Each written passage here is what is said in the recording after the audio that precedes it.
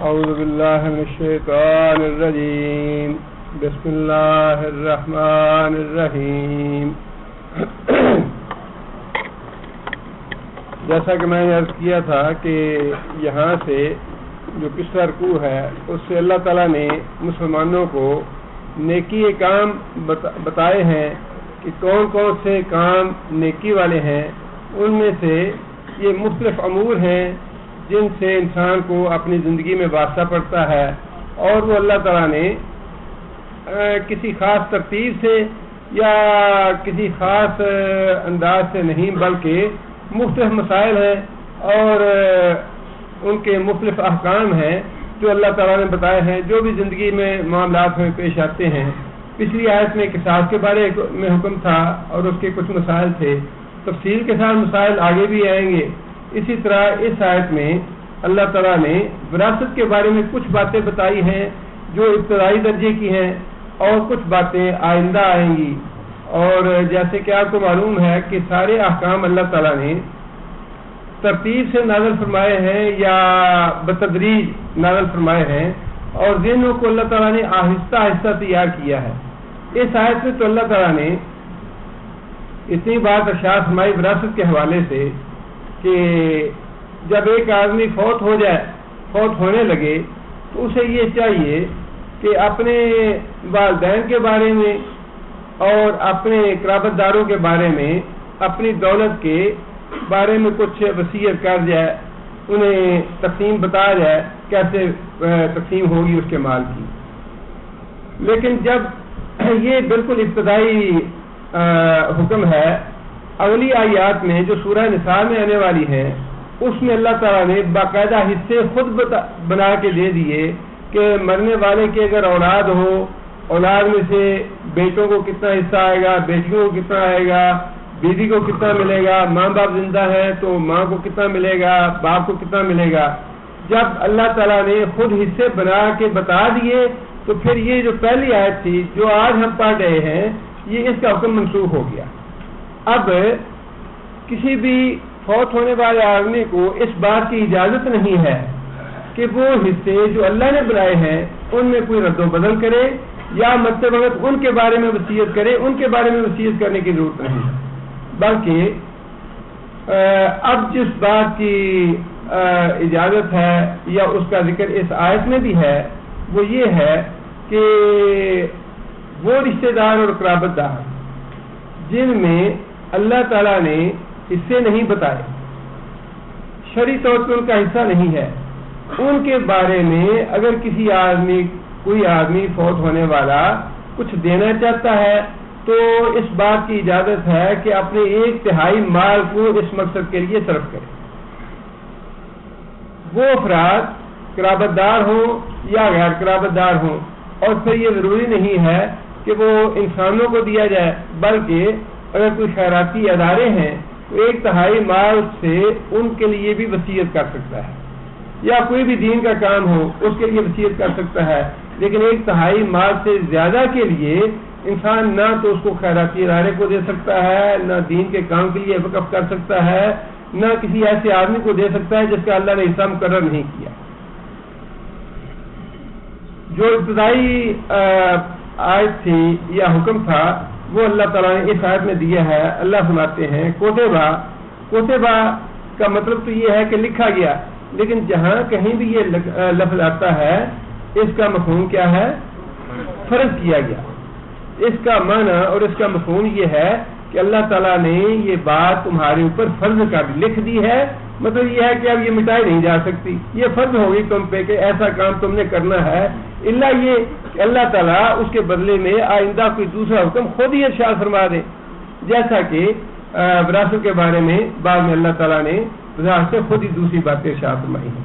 فرمایا کتب علیکم، فرض کیا گیا تمہارے اوپر، اذا جب حاضر احدکم الموت، حاضر ہو یا آ جائے، احدکم تم میں سے کسی ایک کو، الموت موت جب تم میں سے کسی ایک کو موت حاضر ہو جائے یا آ جائے، ان طرح کا خیرہ، ان اگر طرح کا اس نے ترک کیا، اسے چھوڑا، خیر کا معنی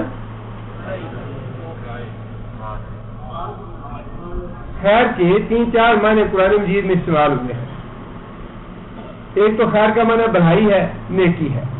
دوسرا خیر کا معنی ان الانسان لحب خیر لشدید، انسان مال سے بہت زیادہ محبت کرتا ہے، مال بھی اس کا معنی ہے. اور جہاں پہ سلیمان علیہ السلام کا اللہ تعالیٰ نے ذکر فرمایا ہے وہاں پہ خیر کا لفظ گھوڑے کے لیے بھی استعمال ہوا ہے. اور سورہ الرحمن میں بخیرات الحسان،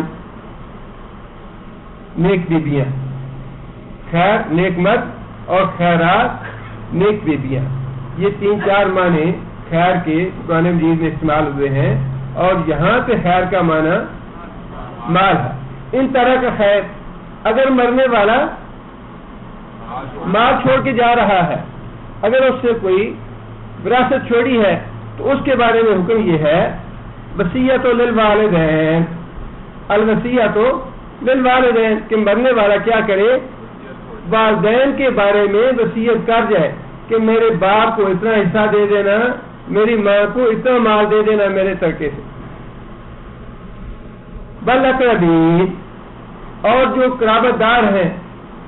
اس کے بعد پھر یعنی والدین کا وضاحت کے ساتھ اللہ نے ذکر فرما دیا کہ والدین کو تو ضرور دینا ہے اور جتنا مرضی تم دو. اب یہ انسان کی اپنی ثوابدید پہ تھا کہ انسان کتنا حصہ دیتا ہے، والد کو کتنا والدہ کو دیتا ہے.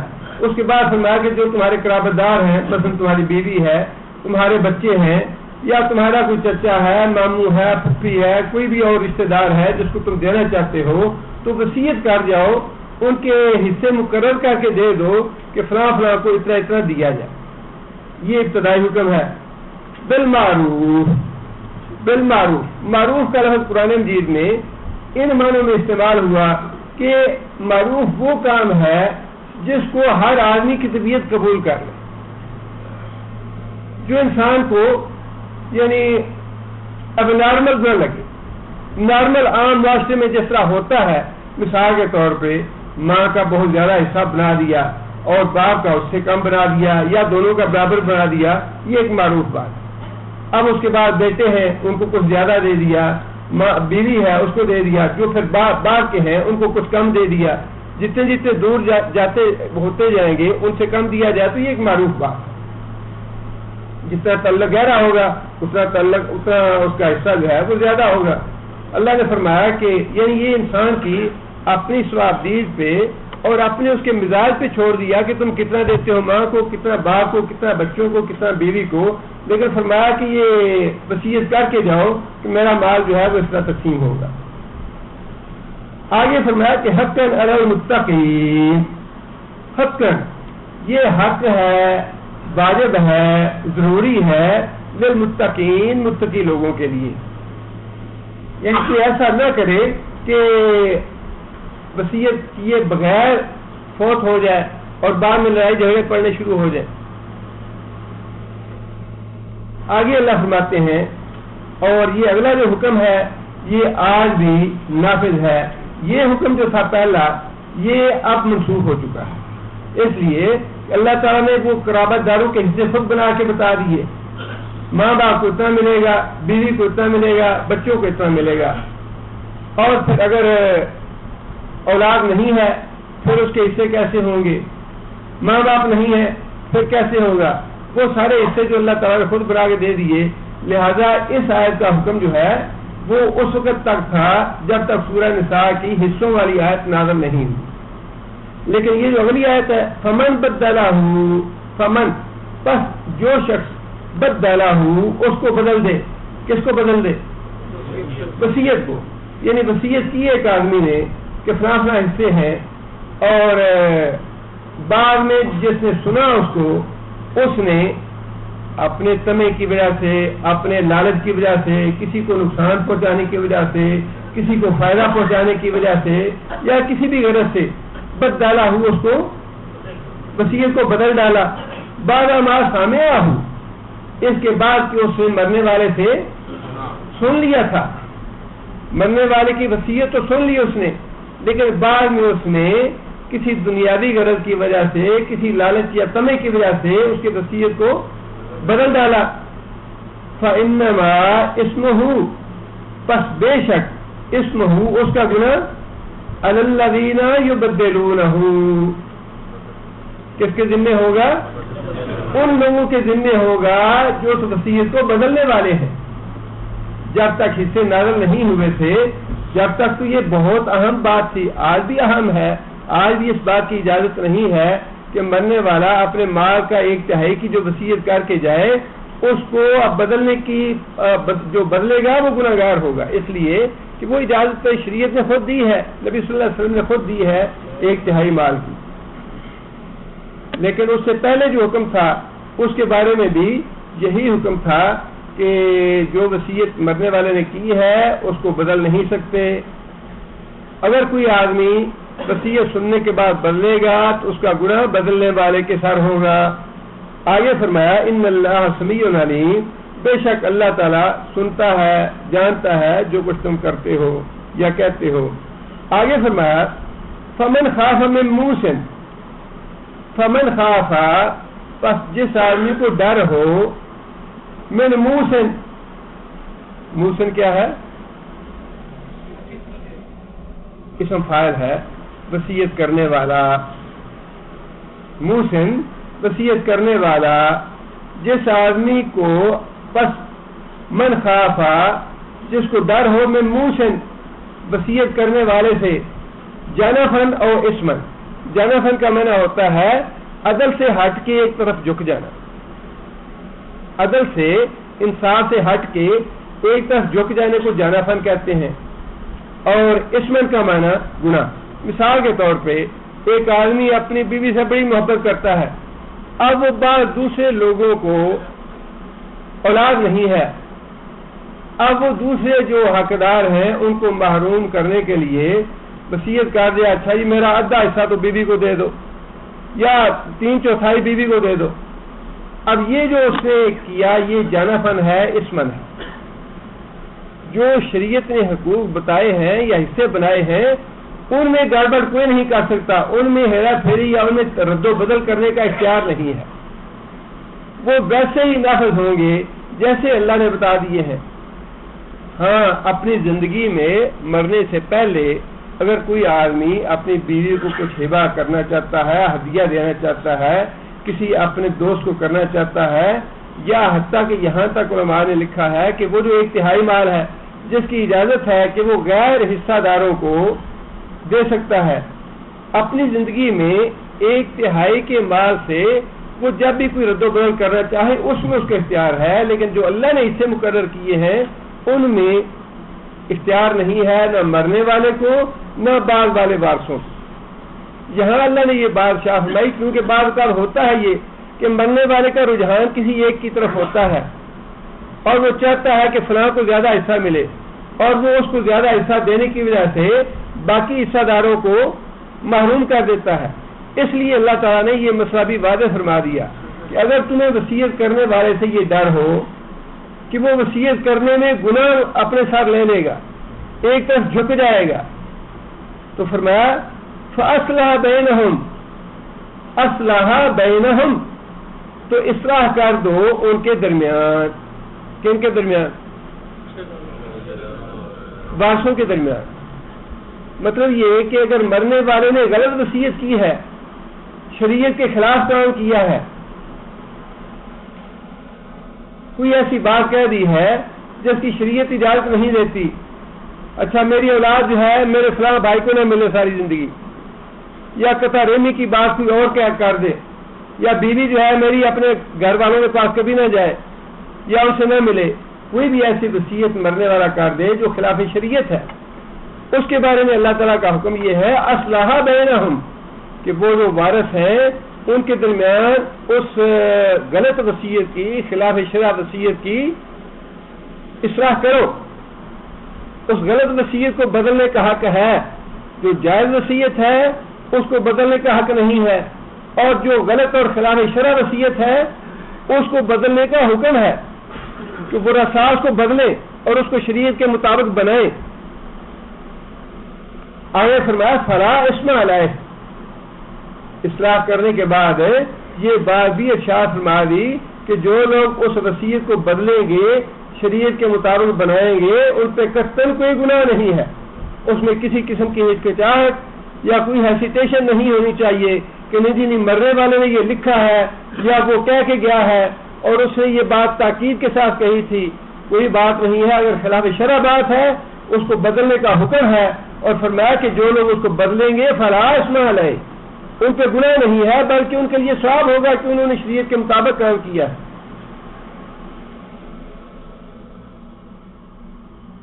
اب یہ ایک نیکی کی بات اللہ تعالیٰ نے بتا دی ہمیں اور اس کے مفصل احکام آئندہ آیتوں میں آئیں گے. اب اس سے بالکل ایک الگ ہٹ کے ایک اور نیکی کی بات اللہ تعالیٰ ہمیں بتا رہے ہیں، وہ ہے روزوں کے بارے میں. رمضان کے بارے میں فرمایا کہ یا ایھا الذین آمنوا کتب علیکم الصیام.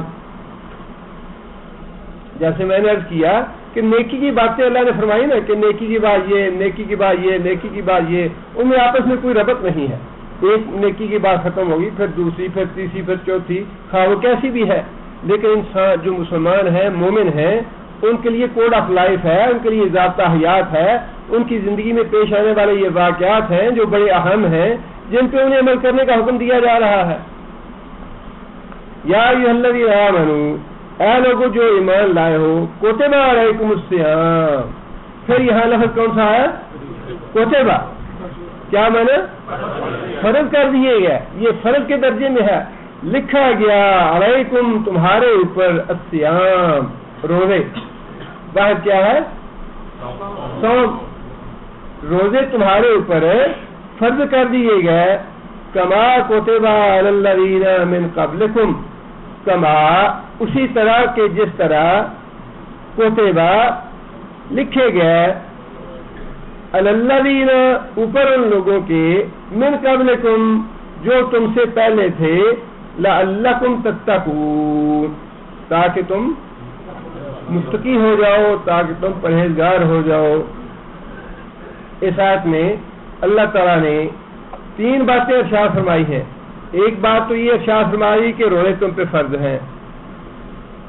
دوسری بات کیا ارشاد فرمائی کہ تم سے پہلی امتوں پہ بھی یہ فرض تھا. یہ کوئی نئی بات نہیں ہے، پہلی امتوں سے یہ چلا آ رہا ہے روزے کا سلسلہ. نماز بھی پہلی امتوں پہ فرض تھی، روزہ بھی پہلی امتوں پہ فرض تھا، زکوٰۃ اور خیرات یہ بھی پہلی امتوں پہ فرض تھا، اور حج اور عمرہ بھی پہلی امتوں پہ فرض تھا. جب سے اللہ کا گھر بنا ہے اس کا حج اور اس کے عمرے ہو رہے ہیں. یہ سارے احکام جس کو نبی صلی اللہ علیہ وسلم نے فرمایا کہ بنی الاسلام علی خمس، 5 باتوں پہ اسلام کی بنیاد ہے. اور یہ 5 باتیں یہ امت محمدیہ کے لیے نئی نہیں ہیں بلکہ یہ پہلی امتوں سے ساری کی ساری باتیں چلی آ رہی ہیں. پہلی بات کون سی ہے؟ شہادتین، اللہ کی توحید کی گواہی اور اللہ کے رسولوں کی رسالت کی گواہی. دوسری بات نماز کا حکم، نماز بھی ساری امتوں کے لیے. اور پھر اس کے بعد زکوٰۃ کا حکم تیسرا ساری امتوں کے لیے. چوتھا صیام کا حکم ساری امتوں کے لیے. اور 5واں حکم حج کا، وہ بھی ساری امتوں کے لیے. 5 بنیادی چیزیں یا جن پہ اسلام کی عمارت کھڑی ہے، اسلام کے ارکان ہیں. یہ جب سے دنیا بنی ہے، جب سے رسولوں کے عمل کا سلسلہ ہے، یہ 5 ارکان ساری امتوں کے لیے اللہ نے رکھے ہیں. یہ اور بات ہے کہ ان کے احکام جو تھے ان میں کچھ کمی بیشی تھی. اس آیت میں تو اتنا ہی فرمایا کہ کتب علیکم الصیام، یہ نہیں فرمایا کہ رمضان کا مہینہ مقرر کر دیا، بلکہ روزے ہیں کب بھی رکھو. جب نبی صلی اللہ جب تک صیام کے بارے میں باقاعدہ آیت نازل نہیں ہوئی، جب تک نبی صلی اللہ علیہ وسلم نے صحابہ کرام کو حکم دیا کہ ہر مہینے میں 3 روزے رکھ لیا کرو کوئی سے بھی، اور 1 روزہ عاشورہ کا رکھنے کا حکم دیا نبی صلی اللہ علیہ وسلم نے. اور اس کے علاوہ اپنی مرضی سے کوئی کمی بیشی کرنا چاہے تو کر لے. لیکن جب تک شہر رمضان کا حکم نازل نہیں ہوا کہ رمضان المبارک میں تم اس کو صیام کا مہینہ بنا لو، اس وقت تک ماں حکم یہ تھا کہ تم روزے رکھو، ہاں کتنے بھی رکھو. 3 تو نبی صلی اللہ علیہ وسلم نے حکم دیا کہ 3 روزے ہر مہینے میں رکھو اور یوم عاشورہ کا رکھو. اس کے علاوہ کمی بیشی یا جب بھی کوئی رکھنا چاہے وہ رکھے، یہ حکم تھا. اور اس کا مقصد کیا تھا تیسری بات اللہ نے کیا ارشاد فرمائی کہ روزہ ہم اس لیے رکھ رہے ہیں کہ تاکہ تم گناہوں سے بچ جاؤ۔ اور یہ پانچوں کے پانچوں ارکان جو ہیں جو ساری امتوں کے لیے ہیں، ان ساری پانچوں باتوں کا، پانچوں عبادتوں کا اصل مقصد کیا ہے؟ انسان کو برائیوں سے بچانا، انسان کو برائیوں سے بچانا۔ ان الصلاۃ تنہی عن الفحشاء والمنکر، نماز کا مطلوب کیا ہے؟ مطلوب یہ ہے کہ تمہیں یہ بے حیائی سے اور برے کاموں سے بچائے۔ اور امر واقعہ یہ ہے کہ نماز بالواقعی بچاتی ہے۔ نبی صلی اللہ علیہ وسلم کے زمانے میں ایک آدمی تہجد کی نماز پڑھتا تھا، اس کو چوری کی بھی عادت تھی۔ صحابہ نے نبی صلی اللہ علیہ وسلم سے عرض کیا، یا رسول اللہ، فلاں آدمی تہجد کی نماز پڑھتا ہے لیکن اس کے ساتھ اس کو چوری کی عادت بھی ہے۔ نبی صلی اللہ علیہ وسلم نے بڑی حکمت کے ساتھ، یہ جو ہمارے اندر مزاج پیدا ہو گیا نا، کسی کے پیچھے ڈنڈا لگے پڑ جانا اور منوانا اور زبردستی کرنی اور شدت اور تشدد کرنا، اس کے نتائج بڑے خراب نکلتے ہیں۔ تھوڑا صبر کرنا چاہیے اور حکمت سے کام لینا چاہیے اور وسعت قلبی سے کام لینا چاہیے۔ نبی صلی اللہ علیہ وسلم نے نہ تو اس آدمی کو بلایا جو چوری کرتا تھا، نہ ہی ڈانٹا ڈپٹا، بلکہ اس کو خبر تک نہیں ہونے دی کہ لوگوں نے تمہارے خلاف مجھے شکایت لگائی۔ نبی صلی اللہ علیہ وسلم نے فرمایا کہ اس کو اس کے حال پہ چھوڑ دو، اس کو اس کے حال پہ چھوڑ دو، یا تو اس کی نمازیں اس کی چوری چھڑا دے گی یا اس کی چوری اس کو نماز چھڑا دے گی۔ کتنی حکمت کی بات ہے اور کتنی صبر و تحمل کی بات ہے۔ اجازت نہیں دی چوری کا، تو حکم یہ ہے کہ آج کاٹ دو، چوری کرنے کی اجازت نہیں دی نبی صلی اللہ علیہ وسلم نے، لیکن اس میں حکمت یہ تھی کہ اگر ایک آدمی پہ خیر اتنا غالب ہے، خیر اتنا غالب ہے، بھائی اتنی غالب ہے کہ وہ رات کو اٹھتا ہے، 5 نمازوں کے علاوہ ایک تہجد کی نماز بھی پڑھتا ہے، تو پھر انشاءاللہ اللہ کے فضل و کرم سے امید یہ ہے کہ اس کی تہجد کی نماز اور باقی نمازیں اس کو برائی چھڑا دیں گی اور باقی اس کی چوری چھوٹ گئی۔ یہ کیسے ہو سکتا ہے کہ ایک آدمی اللہ سے ڈرتے ہوئے رات کو اٹھے، اللہ سے اپنی گناہوں کی معافی مانگے اور اللہ کے آگے سجدہ ریز ہو، کوئی دوسرا دیکھنے والا نہیں ہے، کوئی اس میں ریا نہیں، کوئی دنیا کا طمع یا لالچ نہیں ہے، اور پھر اللہ تعالیٰ اس کو نیکی کی راہ نہ دے؟ یہ کیسے ہو سکتا ہے؟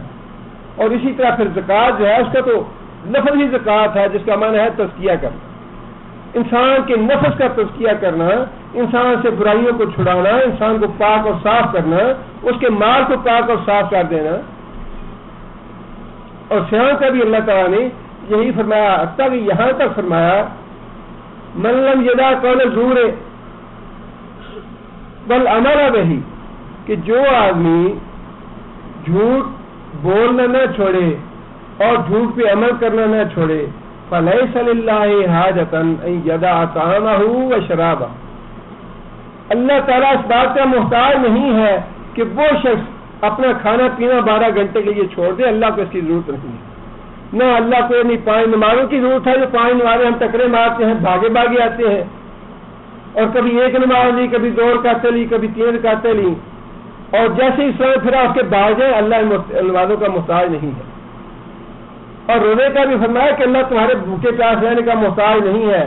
اگر مطلوب اور مقصود حاصل نہ ہو، اگر تم اپنے آپ کو گناہوں سے نہ بچاؤ، جھوٹ بولنے سے نہ بچاؤ، غیبت سے نہ بچاؤ، دھوکہ دہی سے نہ بچاؤ، بدعہدی سے نہ بچاؤ، فریب دینے سے نہ بچاؤ، اپنے بیوی بچوں پہ ظلم کرنے سے نہ بچاؤ، اپنے ماں باپ کے ساتھ برا سلوک کرنے سے نہ بچو، اور اپنے ہمسائے سے برا سلوک کرنے سے نہ بچو، کسی یتیم اور بیوہ کے ساتھ اچھا سلوک نہیں کرتے تم، تو فرمایا کہ ایسی نمازوں کا اور ایسے روزوں کا اللہ محتاج نہیں۔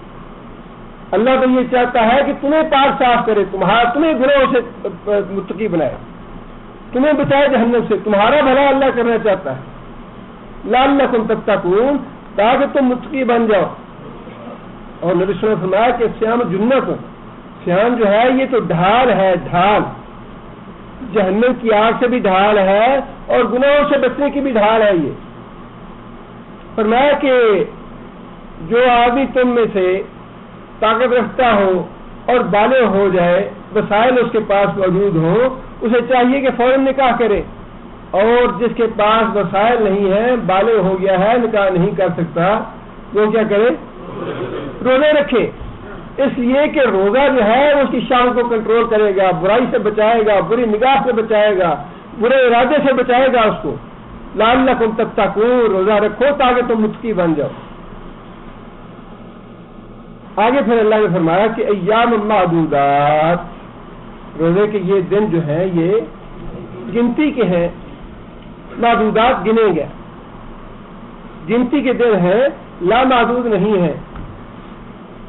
365 دنوں کے مقابلے میں 30 دن یعنی 335 دن جو ہے وہ تو کھانے پینے کی اجازت ہے، اور 335 دنوں کے مقابلے میں 30 دن چند دن کی تعداد ہے، معدودات ہیں، گنے چنے دن ہیں۔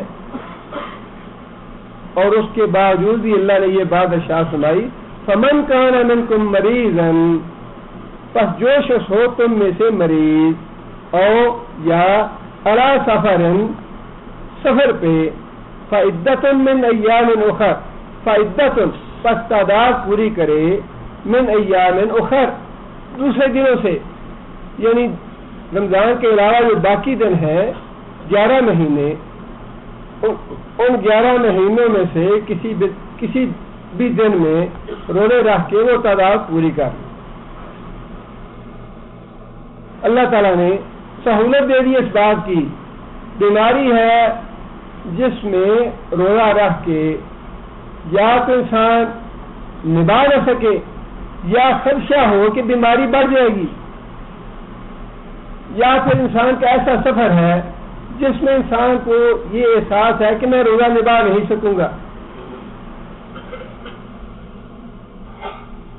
فرمایا کہ ایسی مرض میں، ایسے سفر میں روزہ چھوڑنے کی رخصت ہے، رخصت ہے چھوڑنے کی۔ اگر کوئی رکھنا چاہے تو امر مانے نہیں ہے، رکھ سکتا ہے، لیکن حدیث میں نبی صلی اللہ علیہ وسلم نے یہ بات ارشاد فرمائی کہ اللہ تعالیٰ جو رخصت دے وہ رخصت لینی افضل ہے۔ اللہ جو تمہیں رخصت دے وہ رخصت لو۔ زیادہ ٹھیک ہے انسان بعض کا نبی صلی اللہ علیہ وسلم نے فرمایا کہ دین یسر، کہ تمہارا دین جو ہے یہ آسان ہے۔ بعض صحابہ کرام نے زیادہ نیکی کرنے پہ پوچھا نبی صلی اللہ علیہ وسلم سے، یا رسول اللہ میں زیادہ روزے رکھ سکتا ہوں، کتنے رکھوں؟ ہر روز رکھو؟ فرمایا نہیں۔ یا رسول اللہ ایک دن چھوڑ کے؟ فرمایا نہیں۔ یا رسول اللہ پھر 2 دن چھوڑ کے؟ نہیں۔ فرمایا کہ اتنے ایسے رکھو، زیادہ سے زیادہ حضرت داؤد علیہ السلام کا روزہ کہ ایک دن چھوڑ کے دوسرے دن مستقل نہ رکھو۔ اور اسی طرح عبادت کے معاملے میں بھی فرمایا کہ جب تمہارا طبیعت اکتا ہے تو عبادت چھوڑ دو۔ اللہ تمہیں ثواب دینے سے نہیں تھکے گا، تم عبادت کرنے سے تھک جاؤ گے۔ فرمایا کہ عبادت کرو اعتدال پہ رہتے ہوئے، ایسی عبادت جو نبھا سکو، جس کو، اس لیے کہ عبادت جو ہے یہ کوئی جز وقتی کام تو ہے نہیں، یا یہ کوئی عارضی بات نہیں ہے، یہ تو موت کے وقت تک اس کا کنٹریکٹ ہے اللہ کے ساتھ۔ فاعبد ربک حتی یاتیک الیقین، بندگی اور عبادت کرتے رہو اپنے رب کی حتیٰ کہ تمہیں موت آ جائے، موت کے آخری لمحے تک یہ کام کرنے ہیں۔ یہاں اللہ تعالیٰ نے قرآن مجید میں رخصت دی مریض کو اور مسافر کو، اور نبی صلی اللہ علیہ وسلم نے حدیث میں اس کے ساتھ اور کس کو اجازت دی ہے؟ فرمایا کہ دودھ پلانے والی عورت اگر چھوڑنا چاہے اس کو بھی رخصت ہے، حاملہ روزہ نہ رکھنے کی طاقت رکھتی ہو تو اس کو بھی چھوڑنے کی اجازت ہے، حاضرہ بھی چھوڑ دے، نفاس والی خاتون بھی چھوڑ دے۔ اور یہ نبی صلی اللہ علیہ وسلم کی رخصت جو ہے یہ ویسی ہی ہے جیسی اللہ نے قرآن میں رخصت دی ہے۔ نبی صلی اللہ علیہ وسلم کو اللہ تعالیٰ کی اجازت کے ساتھ، اللہ تعالیٰ کے حکم کے ساتھ پورا اس بات کا اختیار تھا کہ جو چیز قرآن مجید میں اللہ نے نازل فرما دی اس میں اگر کوئی استثناء کرنی ہے تو اللہ کے رسول کو اس بات کا اختیار اللہ نے دیا تھا، لہذا ان کا حکم بھی ویسے ہی ہے جیسا یہاں مسافر کا اور مریض کا حکم ہے۔ دین کے جو احکام ہیں ان میں اللہ کی جو احکام قرآن مجید میں ہیں اور نبی صلی اللہ علیہ وسلم کے احکام جو حدیث میں ہیں ان میں قطعاً کوئی فرق نہیں ہے، ان دونوں کا حکم جو ہے اور قانون ایک جیسا ہے۔ آگے فرمایا کہ وَعَلَى الَّذِينَ يُطِيقُونَهُ، یہ چونکہ ابتدائی حکم تھا اور لوگوں کو تیار کرنا تھا مہینہ باقی روزوں کے لیے، لہذا پہلا جو حکم تھا ابتدائی حکم، اس میں اللہ نے یہ بات ارشاد فرمائی وَعَلَى الَّذِينَ يُطِيقُونَهُ، اور اوپر ان لوگوں کے یطیقون، کیا معنی یطیقون؟ طاقت رکھتے ہیں، یطیقون جو طاقت رکھتے ہیں ہو اس کی، کس کی؟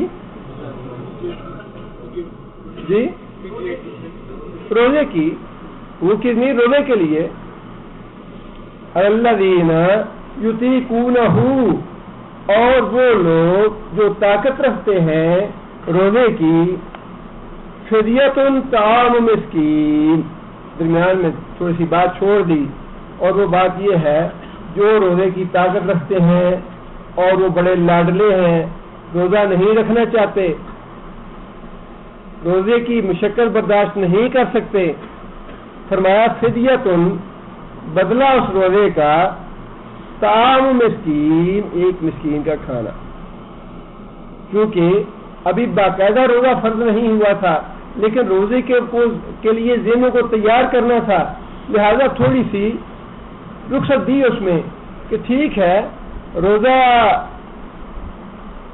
رکھو تم، اس کا حکم تمہیں دیا جا رہا ہے، مریض کو بھی رخصت دے دی، مسافر کو بھی رخصت دے دی، اور پھر ایسا مقیم آدمی جو مزاج کا ہلکا پھلکا ہے اور یہ مشقت برداشت نہیں کر سکتا، اور یہ فرمایا کہ یطیقون، طاقت رکھتا ہے لیکن بس ایسے کسی وجہ سے، یہ اللہ تعالیٰ کی مہربانی، اور اللہ یہ آپ اندازہ لگائیے اللہ تعالیٰ نے امت محمدیہ کے بھی کتنے لاڈ دیکھے ہیں، لاڈ کی بات ہے نا، طاقت تو رکھتے ہو پر نہیں رکھنا چاہتے جی، طبیعت نہیں کر رہی، مزاج نہیں کر رہا، طبیعت نہیں اسے وہ کی، اللہ فرماتے ہیں چلو کوئی بات نہیں رکھنا چاہتے، طاقت تو ہے تم میں لیکن اگر نہیں رکھنا چاہتے تو ایک مسکین کو کھانا دلا دو۔ دونوں باتیں ہو گئیں، ایک بات تو یہ کہ اپنے اللہ تعالیٰ نے مہربانی کا معاملہ بھی فرما دیا، نرمی کا معاملہ بھی فرما دیا، اور ساتھ ایک نئے کام کے بدلے میں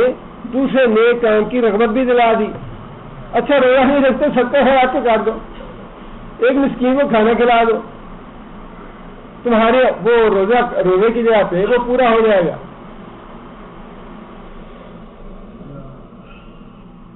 ویسے یطیقون کا لفظ جو ہے یہ لغت میں جن الفاظ کے مثبت اور منفی دونوں معنی ہوتے ہیں ان لفظوں میں شمار کیا گیا ہے اس کو۔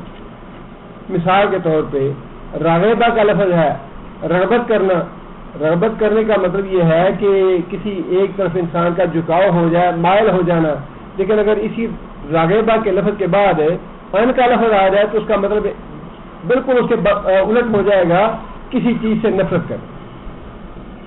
اسی طرح بعض مفسرین نے یطیقونہ کو بھی الفاظ میں سے لیا ہے کہ اس کا ایک معنی تو یہ ہے کہ جو لوگ طاقت رکھتے ہیں اور روزہ نہیں رکھنا چاہتے وہ فدیہ دے دے ایک مسکین کو، اور اس کا جو الٹ معنی ہے وہ یہ ہے کہ جو طاقت نہیں رکھتے، دونوں معنی دیے ہیں، لیکن جو عام فہم ہے وہ یہی ہے کہ طاقت رکھنے کے باوجود بھی جو روزہ نہ رکھنا چاہتے ہوں وہ ایک مسکین کو کھانا دے۔ آگے اللہ نے فرمایا فمن تطوع خیرا، فمن پس جو شخص تطوع، صلاۃ التطوع کون سی ہے؟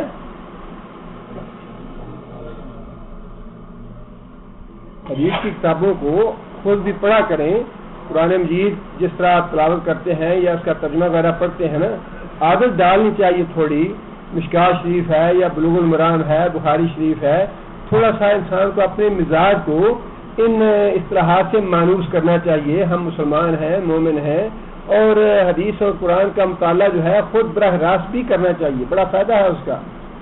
متوع کسے کہتے ہیں؟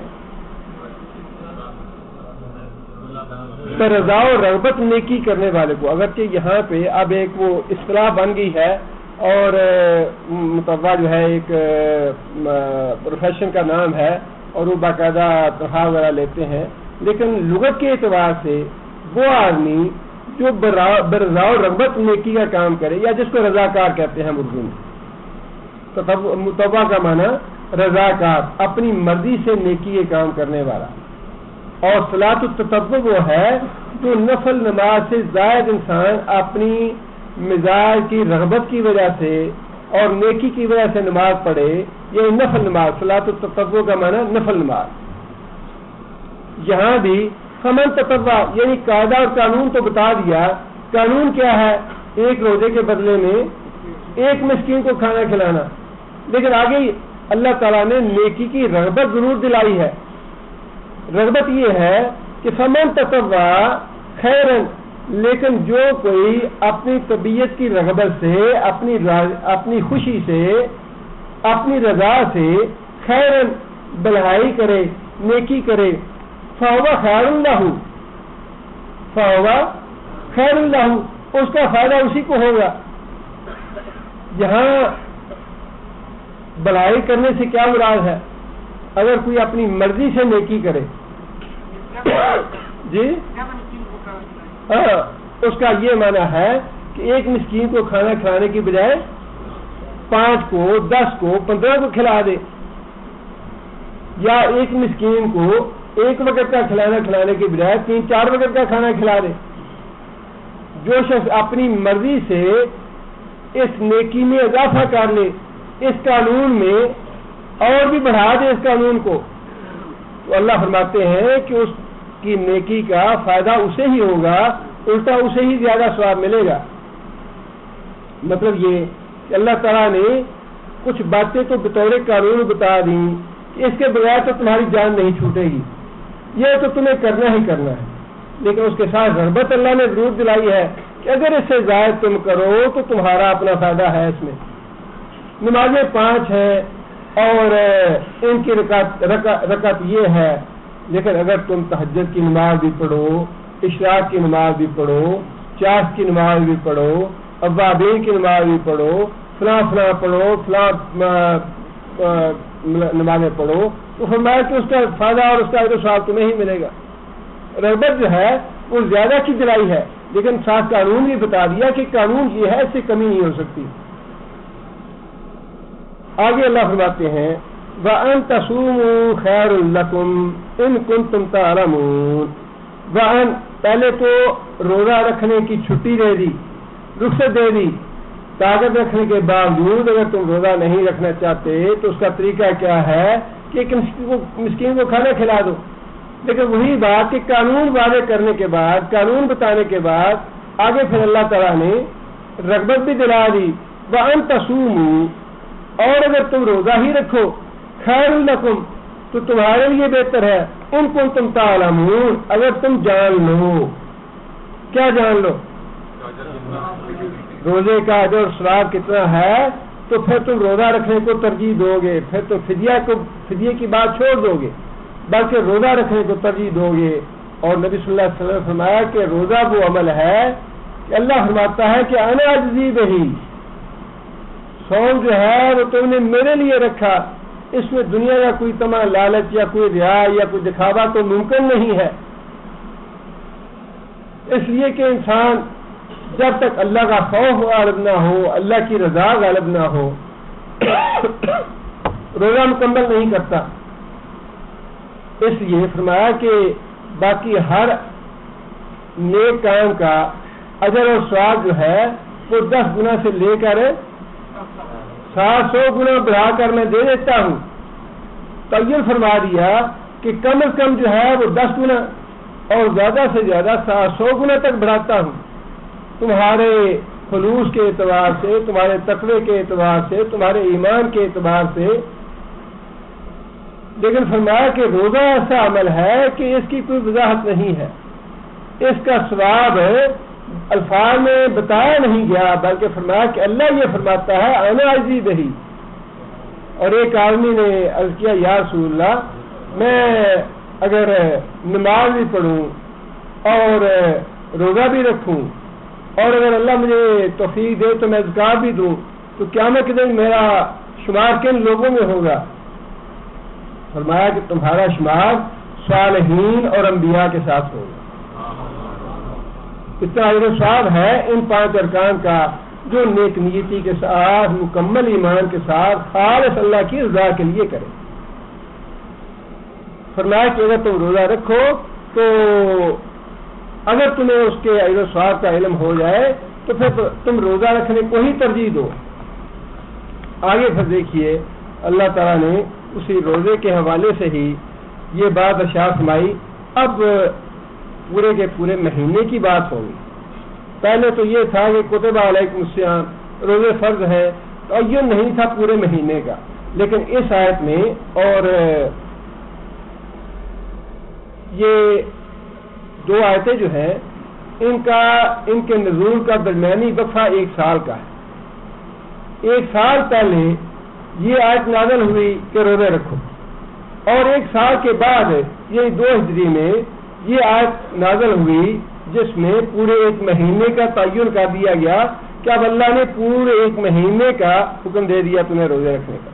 فرمایا کہ شہر رمضان، رمضان کا مہینہ، اللہ وہ جو انزل فیہ القرآن نازل کیا گیا اس میں قرآن، ہدی للناس جس میں ہدایت ہے لوگوں کے لیے، وبینات من الہدی. بینات کیا معنی بینات کا؟ دیکھیں نا، ایک پہلی بات تو یہ بتا دی کہ اس میں لوگوں کے لیے ہدایت ہے. پہلی بات تو فرمائی ہدی للناس، ہدایت ہے اس میں لوگوں کے لیے. اور دوسری بات یہ ہے بینات من الہدی، یہ واضح کرے دونوں میں فرق ہے اور بڑا اہم فرق ہے. یہ بینات من الہدی ہدایت ہے لوگوں کے لیے، اور ہدایت کے لیے بڑی واضح دلیلیں ہیں. ہدایت کے لیے واضح دلیلیں ہیں اس میں. بینات من الہدی، اللہ تعالیٰ نے دلائل کے ساتھ سمجھائی ہے باتیں. اور آگے کیا فرمایا؟ والفرقان، فرقان کسے کہتے ہیں؟ فرق کرنے والی چیز. کس میں؟ حق اور باطل میں، نیکی اور برائی میں، جائز اور ناجائز میں، حلال اور حرام میں فرق کرنے والی ہے کتاب. یہ اللہ تعالیٰ نے ویسے تو قرآن مجید کا ایک لفظ جو ہے وہ اس پہ ایمان لانا اور اس پہ یقین رکھنا یہ واجب ہے. اللہ تعالیٰ نے یہاں واضح طور پہ یہ بات ارشاد فرمائی کہ ہدایت اگر کسی کو حاصل کرنی ہے تو وہ قرآن مجید جب تک نہیں پڑھے گا ہدایت نہیں ملتی. یہ پکی بات ہے. جتنے بھی لٹریچروں کا یہ قدرتی بات ہے. آپ جس کتاب سے آپ کو کچھ رہنمائی ملے گی اس کتاب کا جو مصنف یا مؤلف ہے قدرتی طور پر اس سے آپ کو عقیدت ہو جائے گی. اس کا جو مصنف یا مؤلف ہے، آپ شاعری کی کتاب پڑھیں، ادب کی کتاب پڑھیں، تاریخ کی کتاب پڑھیں، یا کوئی دینی کتاب پڑھیں، مذہبی کتاب پڑھیں، جس بھی مصنف یا مؤلف کی کتاب آپ کو اچھی لگے گی، کوئی اچھی باتیں ملیں گی، قدرتی طور پہ اس مصنف یا مؤلف کے ساتھ آپ کو عقیدت ہو جائے گی. بالکل یہی معاملہ کہ قرآن مجید کے ساتھ ہے. مطلوب یہ ہے کہ محبت اور عقیدت جو ہے وہ صرف اللہ کے لیے رکھی. یہ عقیدت اور محبت جو ہے اللہ کے علاوہ کسی کے لیے جائز نہیں ہے اور کسی کے لیے ہونی نہیں چاہیے. اور اس کا طریقہ صرف یہی ہے کہ انسان قرآن مجید سے ہدایت حاصل کرے اور ساری کی ساری عقیدت اللہ کے ساتھ رکھے. اور باقی جتنے بھی لٹریچر ہے، جتنے بھی سلیبس ہے، جتنی بھی چیزیں ہیں، ان میں کہیں کوئی غلط بات بھی ہو سکتی ہے، امکان ہے اس کا بھی، اور صحیح بات بھی ہو سکتی ہے. دونوں باتیں ہو سکتی ہیں. غلط بات سے مبرہ اور گمراہی سے پاک اور صاف وہ اگر کوئی کتاب ہے تو واحد کتاب یہ ہے قرآن مجید یا پھر رسول اللہ صلی اللہ علیہ وسلم کے ارشادات. جو بات نبی صلی اللہ علیہ وسلم سے ثابت ہوگی کہ اللہ کے رسول کی بات ہے وہ مبرہ ہے ہر طرح کی غلطی سے، ہر طرح کے نقص سے. اور جو بات اللہ نے قرآن مجید میں نازل فرما دی وہ پکی بات ہے، اس طرح سچی بات ہے کہ جیسا کل کے دن کا سورج طلوع ہونا ہے.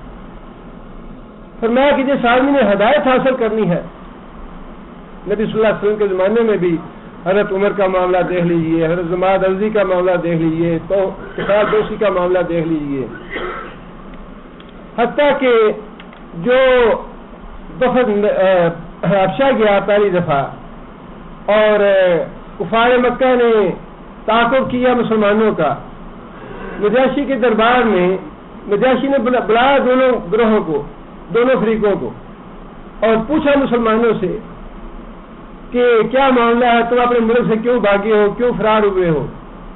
حضرت جعفر رضی اللہ تعالیٰ عنہ کو اپنا نمائندہ بنایا مسلمانوں نے، ذہین آدمی تھا، عقل مند آدمی تھا، اسے پوچھا کہ تمہارا جو نبی ہے جس سے تم ایمان لائے ہو وہ تمہیں کس بات کی دعوت دیتا ہے؟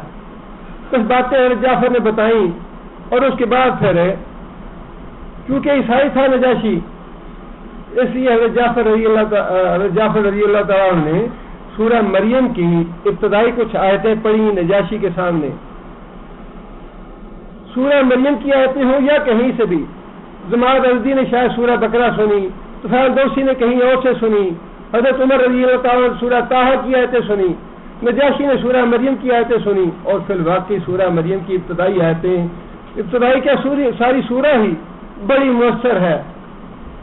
کاف یا عین صاد، ذکر رحمت ربک عبدہ زکریا اذ نادى ربہ نداء خفیا، زکریا جو اللہ کا بندہ تھا، اس پہ جو اللہ نے رحمت کی، اس کا ذکر ہے سورہ میں، جب اس نے اپنے رب کو چپکے چپکے پکارا، رب انی وہن العظم منی واشتعل الرأس شیبا ولم اکن بدعائک رب شقیا۔ ایسے الفاظ ہیں یہ ادبی اعتبار سے بھی کہ میں بوڑھا ہو گیا یا اللہ، اور بال میرے سفید ہو گئے، اور میرا سر بڑھاپے کی وجہ سے بھڑک اٹھا۔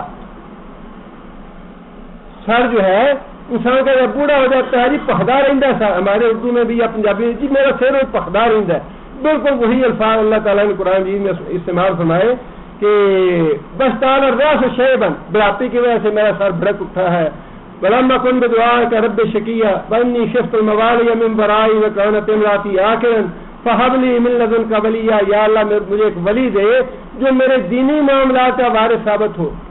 یہ آیتیں پڑھی حضرت جعفر نے، نجاشی نے سمجھی آیتیں، اور نجاشی کے ساتھ جتنے بھی دربار میں سارے درباری بیٹھے تھے وہ سارے کے سارے ان کے آنسو نکل آئے، اور آخر میں نجاشی نے یہ بات کہی کہ میں اللہ کی قسم کھا کہتا ہوں کہ یہ جو کلام تم نے پڑھا ہے، اس کلام میں اور عیسیٰ علیہ السلام پہ کلام نازل ہوا تھا اس میں ذرہ برابر فرق نہیں ہے، اور یہ دونوں کلام ایک ہی سرچشمے سے جاری ہوئے۔ اور آج بھی یہ پکی بات ہے کہ جتنے بھی نو مسلم ہیں وہ سارے کے سارے جب تک قرآن نہیں پڑھتے صحیح راہ پہ آتے نہیں، اور جو اسلام لائے ہیں قرآن مجید سے ہی ہدایت پا اسلام لائے۔ قرآن مجید ہی بڑی مؤثر کتاب ہے، ہم تو چونکہ روزانہ پڑھتے ہیں اور باپ دادا سے مل گئی ہے، ہمیں اس کا احساس نہیں ہے، لیکن جو آدمی پہلی دفعہ قرآن کو پڑھتا ہے اسے پتہ چلتا ہے کہ اس قرآن کی تاثیر کتنی ہے۔ اور تو جو لوگ سمجھتے ہیں ان کا معاملہ تو اور ہے، نجاشی بھی سمجھتا تھا، حضرت عمر بھی سمجھتے تھے، عربی لوگ تھے یہ، لیکن اس کی تاثیر تو ایسی ہے کہ جو سمجھتے نہیں ان کے بھی آنسو نکل آتے ہیں۔ یہ عجیب معاملہ ہے، اس کا پتہ نہیں چلتا۔ فروغ چیف کے سامنے قاری عبدالباسط نے آیتیں پڑھی قرآن مجید کی، پہلے تو سننے کے لیے تیار نہیں تھا، لیکن جمال عبد الناصر نے مجبور کیا سننے کے لیے۔ وہ کہہ رہا میں تو اللہ کو مانتا نہیں، میں تو اس قرآن کو مانتا نہیں، میں کیوں سنوں؟ اس نے کہا ٹھیک ہے تم نہیں مانتے، اللہ کو نہیں مانتے، لیکن ٹھیک ہے جو کچھ بھی ہے کہیے، اون پھول تم سنتے رہتے ہو تو 5 منٹ کے لیے یہ بھی سن لو، کیا فرق پڑتا ہے اس سے؟ کہنے لگا اچھا سناؤ۔ قاری عبدالباسط صاحب تھا، اس نے قرآن جی کی تلاوت کی، اور کہا جاتا ہے کہ وہی سورہ طٰہٰ کی آیتیں تھیں، اس نے قرآن جی کی تلاوت کی تو خلیج چیف کے آنسو نکل آئے۔ ناصر کہنے لگا کہ تم تو کہتے تھے کہ میں اس پہ ایمان نہیں رکھتا، تمہارے آنسو کیسے نکل آئے؟ کہنے لگا کہ یہ تو مجھے بھی پتہ نہیں آنسو کیوں نکلا، کیونکہ اللہ کی طرف سے دل پہ مہر لگی ہوئی تھی، اس لیے اس بیوقوف کو یہ سمجھنے کی ضرورت محسوس نہیں ہوئی، نہ اس نے یہ سمجھنے کی کوشش کی کہ میں تو اس پہ ایمان نہیں رکھتا، پھر میرے آنسو کیوں نکلے ہیں۔ اگر اس کے نصیب میں ہدایت ہوتی، اس کے نصیب میں جنت ہوتی، تو وہ یہ سوچتا اور اس پہ غور و فکر کرتا کہ میں اس کتاب پہ ایمان نہیں رکھتا، اس کے نازل کرنے والے پہ ایمان نہیں رکھتا، پھر میرا دل اتنا پگھل کیوں گیا ہے، میری آنکھوں سے آنسو کیوں نکلے ہیں؟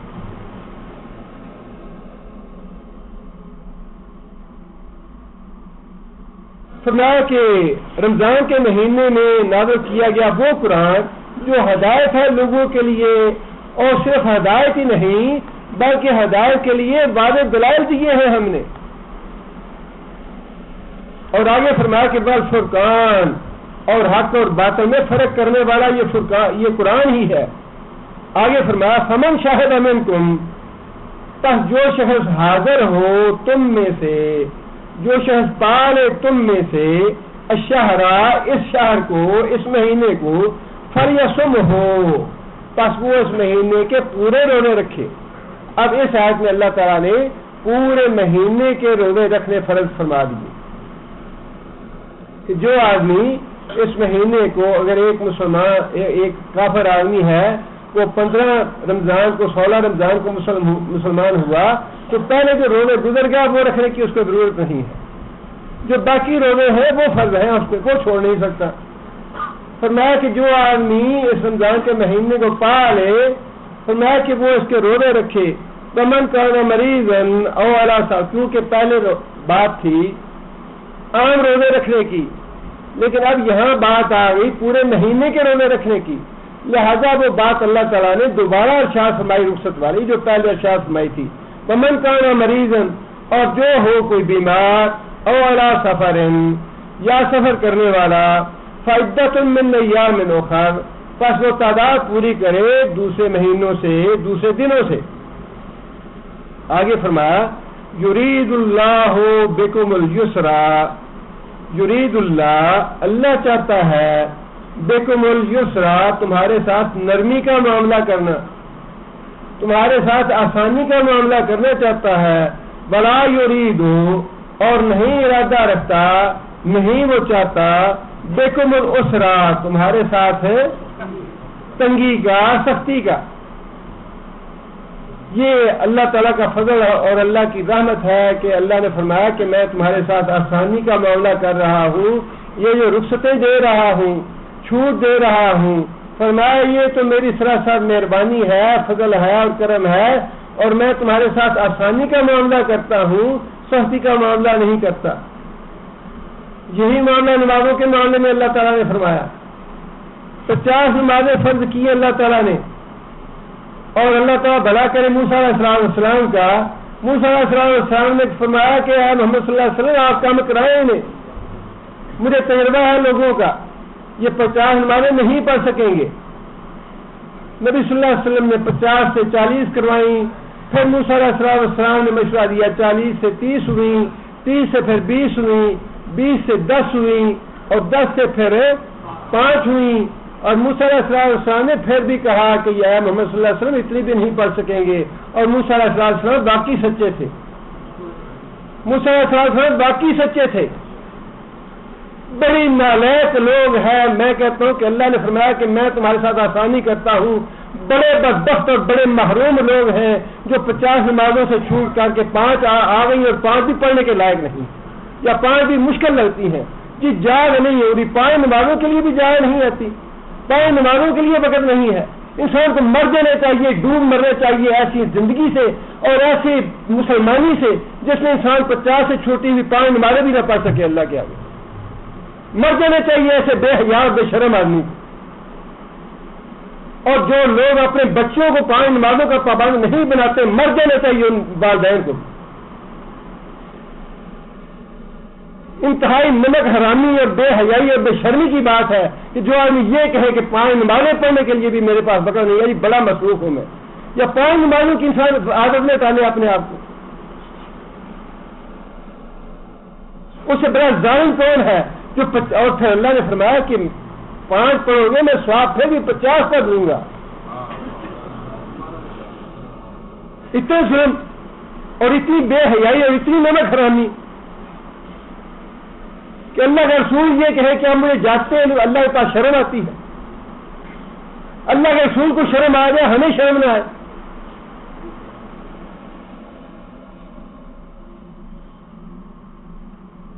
کپڑے میں پاک رہتے جائے نہیں آتی، رات مرتے ہیں، ساری ساری رات تاش کھیلتے ہیں، فلمیں دیکھتے ہیں، سیریل دیکھتے ہیں اور برباد کرتے ہیں محض گپوں شپوں میں اپنے وقت، اور فجر کی نماز ضائع کرتے ہیں۔ حالانکہ اللہ کے رسول نے فرمایا کہ جو آدمی فجر کی نماز پڑھ لیتا ہے اتنا اجر ثواب ہے، اتنا اجر ثواب ہے کہ سارے دن کے لیے وہ اللہ کے ذمے میں آ جاتا ہے کہ اس کو کوئی نقصان نہ پہنچے۔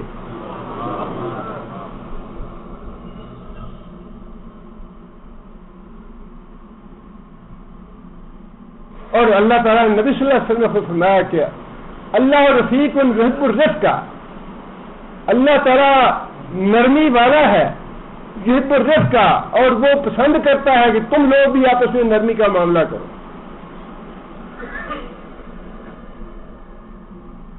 کتنی اللہ نے چھوٹیں دے رکھی ہے ہمیں۔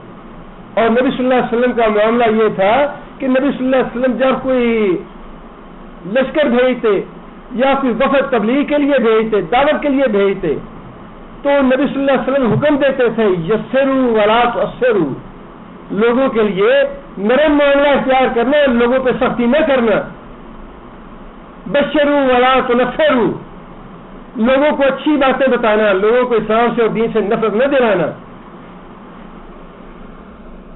ہم نے چھوٹی چھوٹی باتوں پہ ایسے قید لگا رکھی ہے، فلاں نہیں کرتے تمہاری نماز نہیں، یہ نہیں کرتے تمہاری نماز نہیں، یہ نہیں ہوا، یہ نہیں ہوا، یہ ایسے چھوٹی چھوٹی باتوں پہ کفر کے فتوے ہیں، چھوٹی چھوٹی باتوں پہ بدعت کے فتوے ہیں، چھوٹی چھوٹی باتوں پہ جو لڑائی جھگڑے ہیں اور فتنے اور مناظرے ہیں، ایسا عجیب ماحول بنا رکھا ہے ہم نے کہ آسانی والی تو بات ہی نہیں رہی۔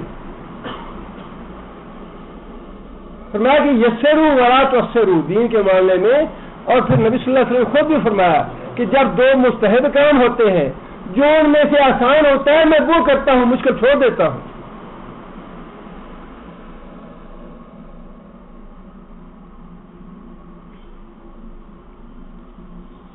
جو اللہ تعالیٰ نے باتیں ہمیں بتائی ہیں، ان ساری باتوں کو ذہن میں رکھنا چاہیے اور کوشش کرنی چاہیے ان پہ عمل کرنے کی۔ اس کا مطلب یہ نہیں ہے کہ انسان حلال کو حرام کو حلال بنائے، یسروا کا مطلب یہ نہیں ہے کہ انسان حلال کو حرام بنائے یا ناجائز کو جائز بنائے، وہ اختیار اللہ کے پاس ہے، لیکن بے جا سختی نہیں کرنی چاہیے، بے جا زبردستی نہیں کرنی چاہیے، بے جا لڑائی جھگڑے نہیں کرنے چاہیے، بے جا قسم کے فتوے نہیں لگانے چاہیے۔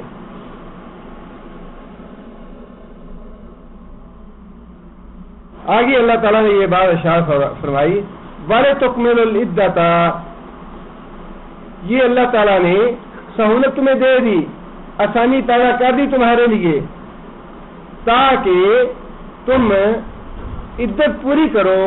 رمضان کے مہینے کی 29 روزے ہیں، 29 پورے کرو، 30 روزے ہیں، 30 روزے پورے کرو۔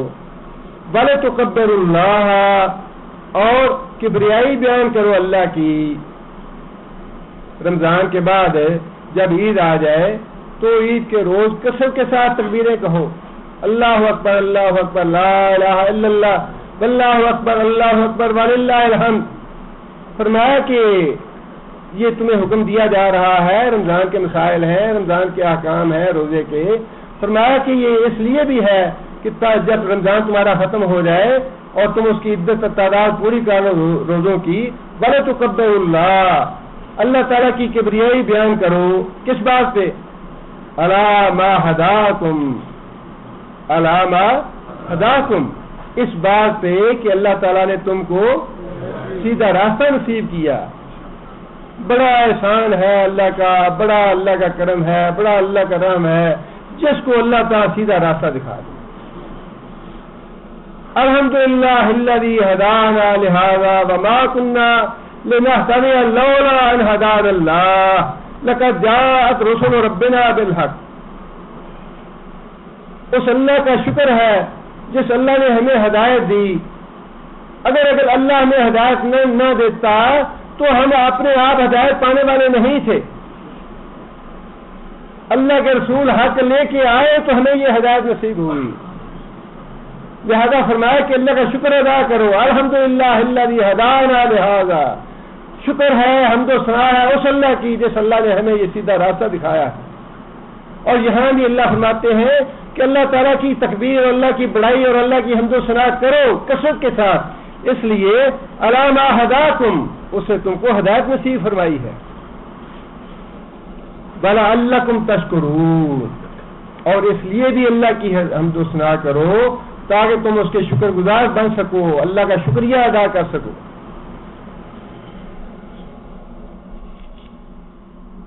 یہاں رمضان کے مسائل اور احکام بیان کرتے ہوئے اللہ تعالیٰ نے درمیان میں قرآن مجید کے نزول کی بات ارشاد فرما دی،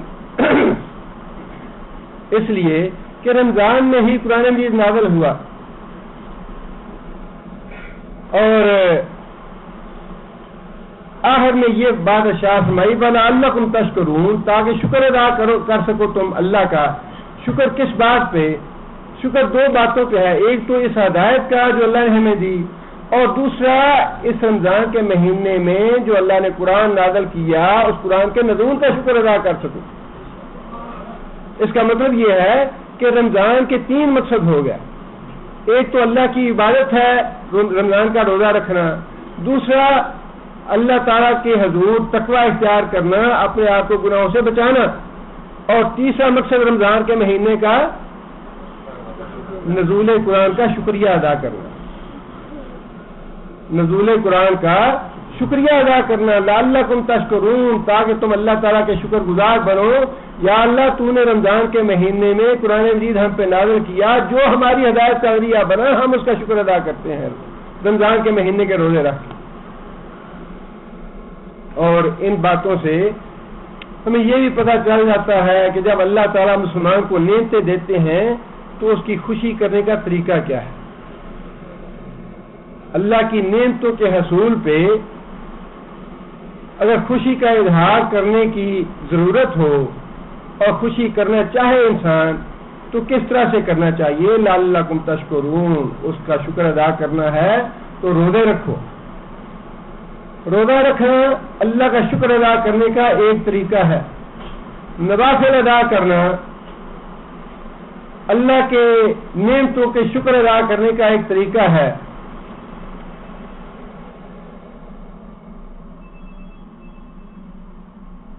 حضرت ام سلمہ یا ام المومنین میں سے کسی نے یہ بات کہی، یا رسول اللہ آپ اتنے لمبا کیوں فرماتے ہیں کہ آپ کے پاؤں میں برم آ جاتا ہے، پاؤں سوج جاتے ہیں؟ تو نبی صلی اللہ علیہ وسلم نے کیا بات ارشاد فرمائی؟ افلا اکون عبدا شکورا، کیا میں اللہ کا شکر ادا نہ کروں؟ اللہ کی نعمتوں کا شکر ادا کرنے کا طریقہ یہ ہے کہ انسان زیادہ سے زیادہ نوافل ادا کرے، زیادہ سے زیادہ روزے رکھے۔ اور حضرت کعب بن ابی کی توبہ قبول ہوئی، انہوں نے کیا کہا نبی صلی اللہ علیہ وسلم سے؟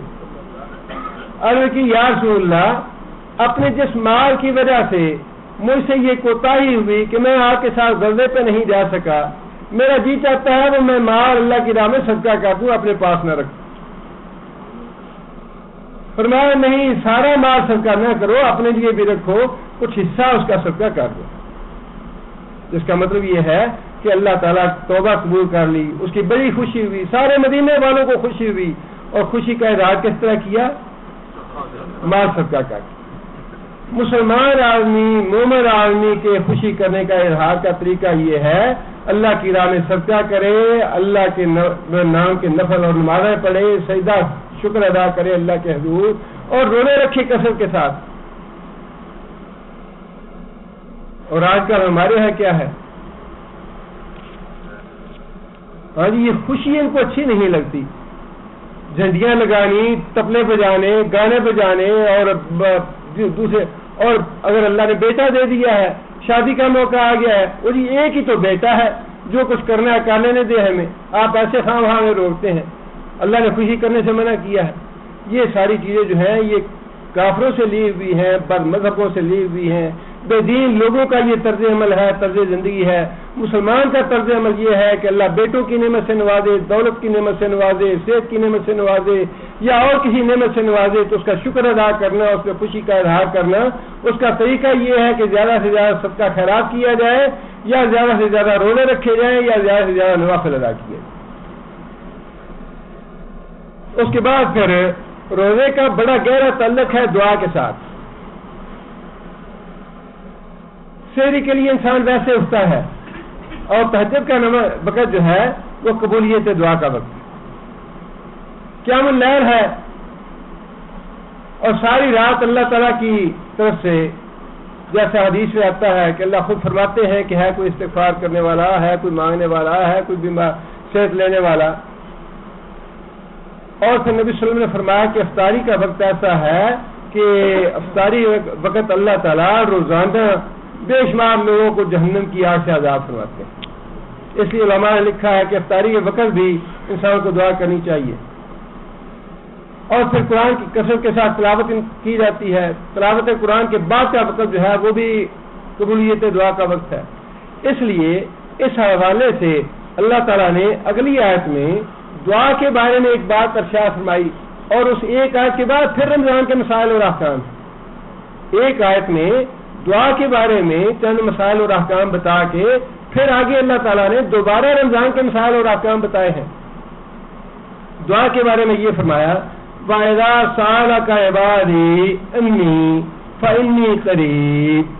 وَإِذَا، اور جب سَأَلَكَ سوال کرے تجھ سے، کس سے؟ نبی صلی اللہ علیہ وسلم سے. عبادی میرے بندے، انی میرے بارے میں یعنی اللہ تعالیٰ کے بارے میں، فَإِنِّي قَرِيبٌ تو ان کو بتا دو کہ میں تو تمہارے قریب ہی ہوں. فَإِنِّي قریب، میں تمہارے قریب ہی ہوں. اجیب، میں جواب دیتا ہوں. اجیب، میں جواب دیتا ہوں. دعوتاً، دعا کا، الداعی، دعا کرنے والے کی، اذا دعانی، جب وہ مجھے پکارتا ہے، جب وہ مجھ سے دعا کرتا ہے. اس میں اللہ تعالیٰ نے بہت سی باتیں ارشاد فرما دیں.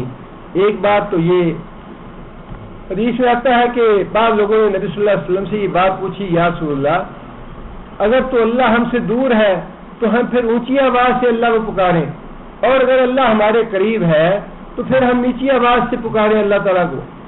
اس کے جواب میں اللہ تعالیٰ نے یہ آیت نازل فرمائی کہ جب میرے بندے تم سے یہ سوال کریں میرے بارے میں تو فرمایا کہ ان کو یہ جواب دے دو فَإِنِّي قریب، کہ میں تمہارے قریب ہی ہوں. اور یہاں قریب سے مراد اللہ کی ذات کا قریب ہونا نہیں ہے، اللہ کی ذات کا قریب ہونا نہیں ہے. جیسے کہ ہم یہ پڑھتے ہیں اپنی کتابوں میں کہ اللہ تعالیٰ ہر جگہ موجود ہے، اللہ کی ذات ہر جگہ موجود نہیں ہے. اللہ اپنے علم کے ساتھ، اپنی قدرت کے ساتھ، اپنے اختیار کے ساتھ ہر جگہ پہ موجود ہے، لیکن اللہ کی ذات ثم استوى علی العرش، ثم استوى علی العرش، اللہ تعالیٰ کی ذات عرش معلیٰ پہ جلوہ فرما ہے. اللہ تعالیٰ عرش معلیٰ سے 7ویں آسمان پہ آخری رات تشریف لاتے ہیں اور یہ پکارتے ہیں ہے کوئی مغفرت مانگنے والا، میں اس کے گناہ معاف کروں. لیکن اللہ تعالیٰ کے عرش معلیٰ سے 7ویں آسمان پہ آنا کیسا ہے یہ اللہ بہتر جانتے ہیں، کوئی نہیں جانتا. لیکن اس پہ ایمان لانا واجب ہے کہ اللہ تعالیٰ کی ذات ثم استوى علی العرش، کہ اللہ تعالیٰ کی ذات آسمانوں پہ ہے. جب انسان کو، اور خود رسول اللہ صلی اللہ علیہ وسلم قرآن مجید میں بھی ہے کہ نبی صلی اللہ علیہ وسلم جب قبلہ تبدیل نہیں ہوا تھا تو کس طرف دیکھتے تھے؟ آسمانوں کی طرف. کیوں؟ اس لیے کہ اللہ کی ذات آسمانوں کی طرف ہے. اور پھر جناب جبرائیل وحی لے کے کہاں سے نازل ہوتے تھے؟ آسمانوں سے. کیوں؟ اللہ کی ذات آسمانوں میں ہے. اس لیے یہاں قریب کا معنی جو ہے یہ، اور اللہ تعالیٰ نے نحن اقرب الیہ من حبل الورید، تمہاری جو رگے گردن ہے، شاہ رگ ہے، اس سے بھی زیادہ ہم تمہارے قریب ہیں. اس سے زیادہ قریب کا مطلب یہ نہیں ہے کہ اللہ کی ذات، بلکہ اللہ کا علم، اللہ کی قدرت، اللہ کے اختیار جو ہے وہ پوری کائنات کو اپنے گھیرے میں لیا ہوا ہے. اللہ کے علم سے کائنات کی کوئی چیز باہر نہیں، اللہ کے اختیار اور اللہ کی قدرت سے کائنات کی کوئی چیز باہر نہیں.